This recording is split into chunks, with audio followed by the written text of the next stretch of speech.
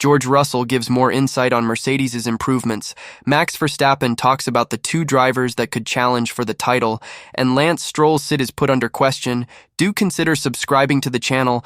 Let's get straight into the latest F1 news. If Max Verstappen were to wager a meal on a future Formula One world champion, he singled out Charles Leclerc, though he wasn't the only one.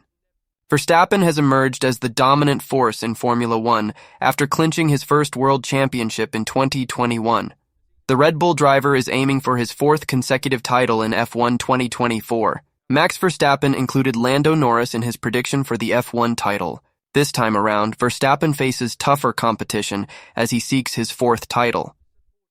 Ferrari has secured 2 wins in F1 2024, with one for McLaren's Lando Norris, while Mercedes entered the discussion in Canada as George Russell contended for the victory. In a conversation with DAZN, Verstappen was presented with a question about which F1 driver he believes could rise to championship glory. Verstappen was asked to name the driver to bet a dinner that this driver will be champion.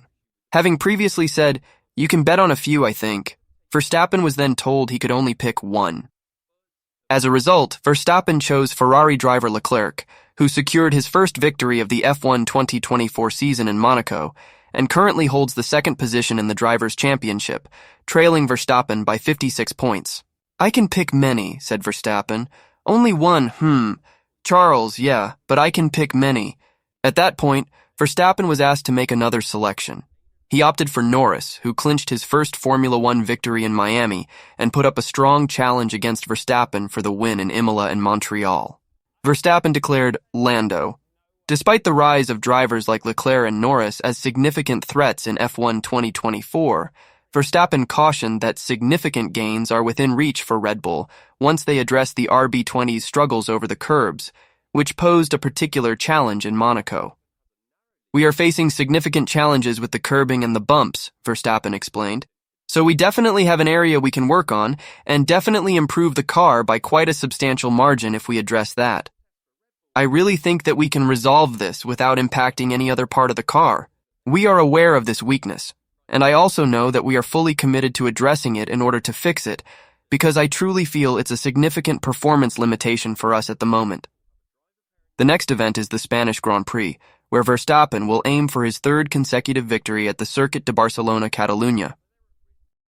Former Bridgestone competition chief Kees van de Grint has leapt to the defense of the struggling Sergio Perez, as well as Red Bull team principal Christian Horner after the decision to give Perez a new multi-year deal. On the eve of the Canadian Grand Prix, it was announced that Perez had put pen to paper on a new Red Bull contract running until the end of the F1 2026 campaign, though it did not spark an immediate turnaround in form. Perez suffered Q1 elimination in Monaco and crashed out on the opening lap after tangling with Haas's Kevin Magnussen, while the Canadian GP, which followed, produced another Q1 exit for Perez before spinning out of the race. To compound Perez's misery, he will take a 3-place grid drop for the Spanish Grand Prix after driving his damaged Red Bull back to the pits in Canada, while Red Bull was fined $25,000. However, Van de Grint does not believe these struggles are an accurate reflection of Perez as a driver, while he defended the decision to offer Perez a new Red Bull deal. "It might be a bit of a dead giveaway, but it's clear that Perez is going through a valley at the moment," Van de Grint told RacingNews365.com. "First of all, it's very close. In the past, you were 16th because you were 2 seconds or even more too slow, but now we are talking about hundredths and tenths of a second. Perez is not doing well at the moment, that's clear, but that is also not a reflection of how he is as a driver. He can do better. You can say a lot about team boss Christian Horner, but not that he doesn't have a view or doesn't know what he's doing. Horner will have weighed a number of other behind-the-scenes factors besides Perez's driving ability, such as calmness in the team and the commercial background. But he will not have made that choice if he thinks, this guy can't do anything. This is bad luck and it gives food for thought, but Perez is not that bad." Speaking to media after his disappointing race in Canada, Perez, who started the F1 2024 campaign with 4 podiums in the opening 5 races, spoke confidently about his belief that he can return to that level. "I think it's time to regroup, put our head down," he said. "There is a long season. A few races ago we've been on form, so there is no doubt that I cannot be back to that level. Perez has slipped to P5 in the Drivers' Championship, 87 points behind leader and Red Bull teammate Max Verstappen. Toto Wolff has said that there has been more than just a front-wing upgrade for the Mercedes W15 that has helped the team move forward in recent F1 2024 races.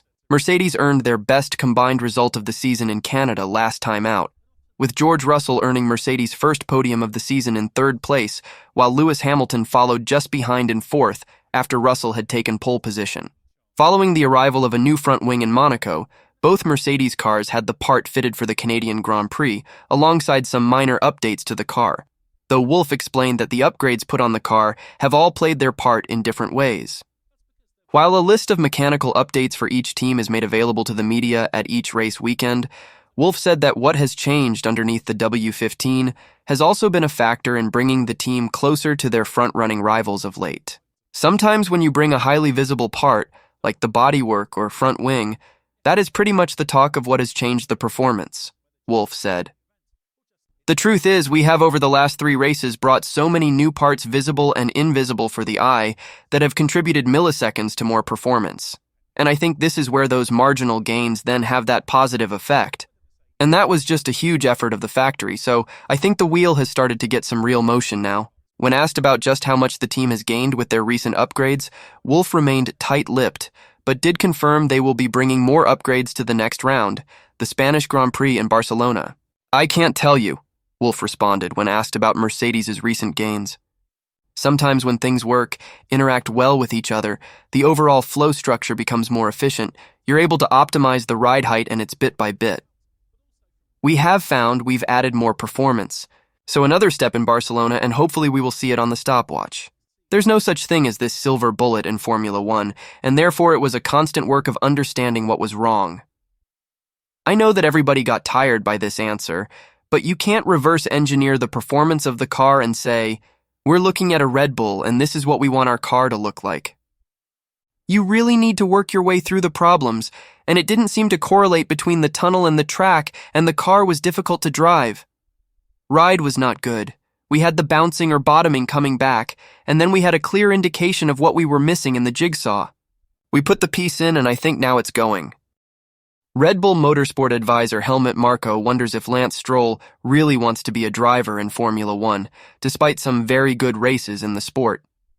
The 25-year-old has scored 3 podiums and a pole position in his stint in Formula One, though Marko added he has his ups and downs as a driver.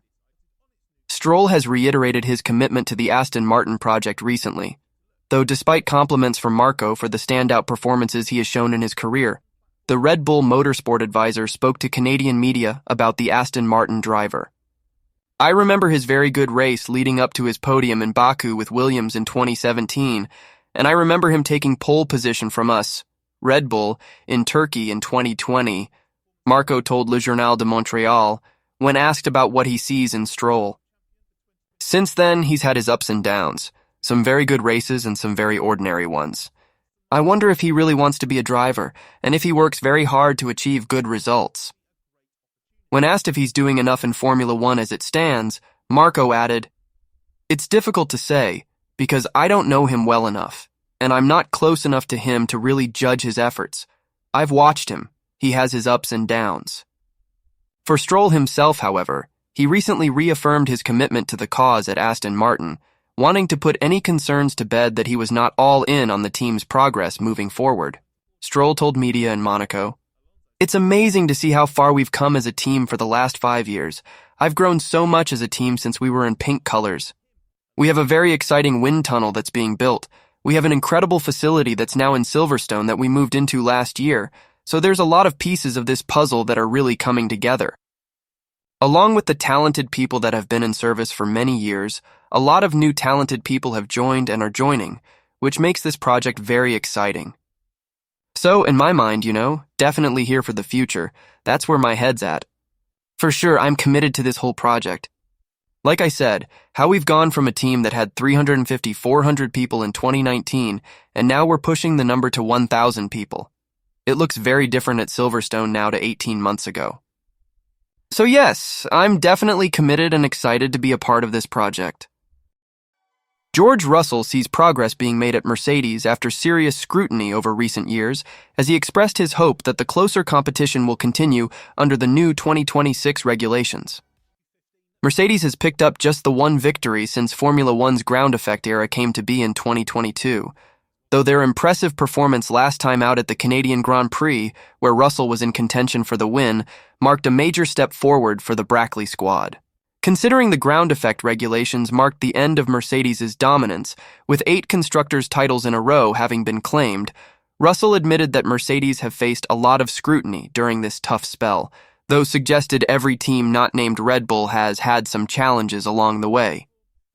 If I'm being honest, I think there's been a lot of scrutiny upon the team in these 3 years, Russell told media ahead of the Canadian Grand Prix. I think everybody's had some challenges along the way. Take Red Bull out of the equation, who have found themselves on a great path and been able to do it. But we've all found ourselves in catch-up mode. Ferrari were well ahead of us in 2022, they fell behind us in 23, and now they're just ahead, but they're still not fighting for the championship right now. And McLaren had a tough couple of years. Now they're back at the front where they were 15 years ago. So as I said, there was a lot of scrutiny on Mercedes about the relative failure that we've had. But this is Formula One, it's bloody challenging. And there's so many great teams and designers up and down this field. I think we are making progress, but it just never happens overnight. And we saw that during the Mercedes dominance, that these teams behind, Ferrari, Red Bull, they could never just turn it up. Red Bull, how many years before they fought Mercedes for the championship? So I think that's just the sport. And I hope 2026 it's not as variable, because as drivers, you all want kind of an equal opportunity to showcase your abilities and battle it out on track. Mercedes team boss Toto Wolff described it as zigzagging over the years when it came to the team bringing upgrades, creating false dawns, though all eyes are now on the Spanish Grand Prix after that Mercedes Canadian GP performance breakthrough. Russell said the Mercedes zigzags have calmed down over recent years, with the team now understanding that small changes can bring big performance.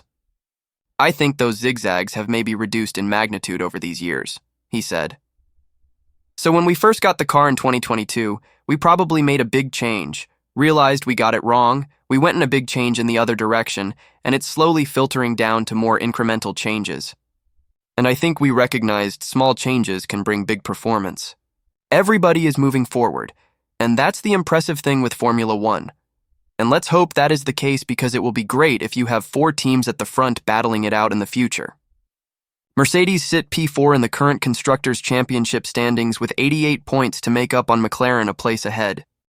Several drivers have expressed doubt regarding the feasibility of reducing the minimum weight of cars by 30 kilograms for F1 2026. Nicholas Tumbazis from the FIA has elaborated on how this reduction could be achieved. As part of the upcoming F1 2026 regulation changes, one of the key adjustments aims to lower the minimum car weight to 768 kilograms from the current 798. This proposal has raised skepticism among some F1 drivers who question its viability. During the unveiling of the planned chassis regulations for F1 2026, Max Verstappen, the reigning world champion, shared his concerns about achieving a 30-kilogram weight reduction. He emphasized the current challenges in reaching this goal due to existing constraints. Similarly, Alex Albon from Williams admitted his lack of understanding about how cars could be made lighter as per the suggested weight targets. Despite speculations, modifications to the dimensions of the cars might aid in shedding some weight, especially with adjustments in areas like the wheels and tires. Tumbazis, the FIA single-seater director, highlighted potential advancements in car safety measures that could contribute significantly to weight reduction in F1 2026. Notable changes include revamping the chassis with a more robust and lighter integrated panel to replace the existing Xylon panel. Additionally, modifications to the nose design are aimed at enhancing safety features in scenarios like glancing blows. Anticipated alterations to the technical regulations governing both the chassis and power unit in F1 2026 might lead to slightly slower cars based on simulation data. However, Tumbazis emphasized that maintaining F1's position as the pinnacle of motorsport is crucial, regardless of slight speed variations. While F1 cars may become marginally slower under the new regulations, the focus remains on providing a challenging driving experience for the world's best drivers, with speed not being the sole determining factor. Thanks for watching, everyone. See you in the next one.